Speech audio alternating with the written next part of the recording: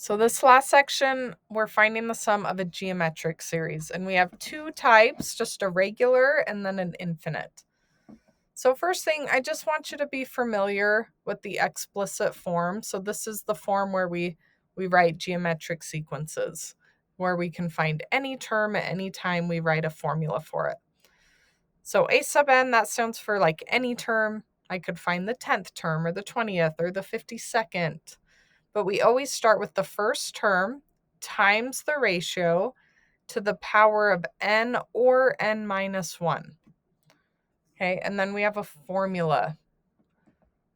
So the formula S sub n means the sum, and then the first term times 1 minus r to the power of n and 1 minus r. So let's look here. Here's a summation.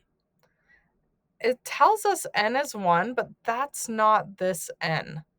We want to find up to term n. We want to find the sum to the 10th term.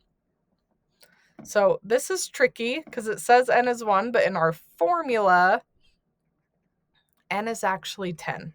It's the term you're adding to. Then we need the first term. So we find the first term by finding when k equals 1. Or in this one, when n equals 1. So we're going to take 3 times negative 2, but instead of n, I'm going to put 1. So 3, times negative 2 to the power of 1 minus 1, which is 3.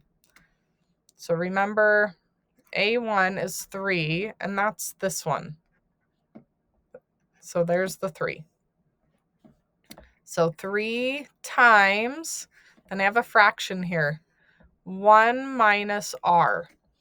So r is the number next to the exponent.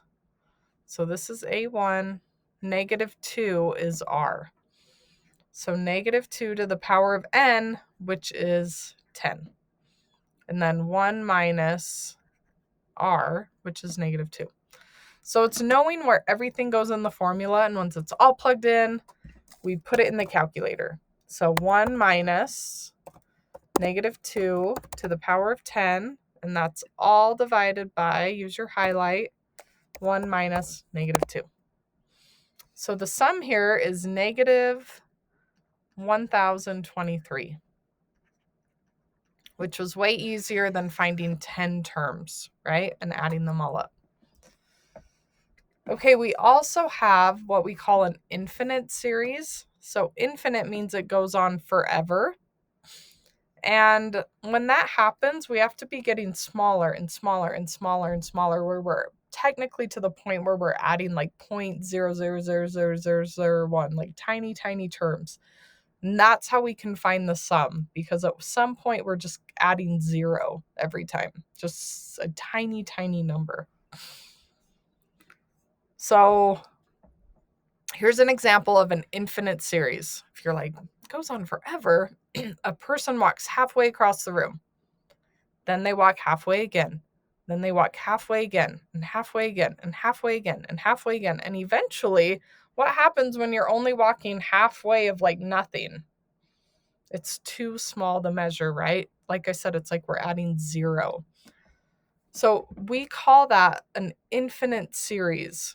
It's like eat half of a cookie and half of a cookie and half of a cookie. Eventually, you're going to not have anything left. So we can find the sum. And we do that by taking the first term and then 1 minus the ratio. So for this series, the first term is 1/2. Then remember, for a geometric series, the ratio, or r, is the second term divided by the first term. So here our second term is 1/4, and our first term is 1/2. So 1/4 divided by 1/2 is 1/2. So our ratio is 1/2, and we're just going to plug that into this. So the sum is 1/2 divided by 1 minus 1/2.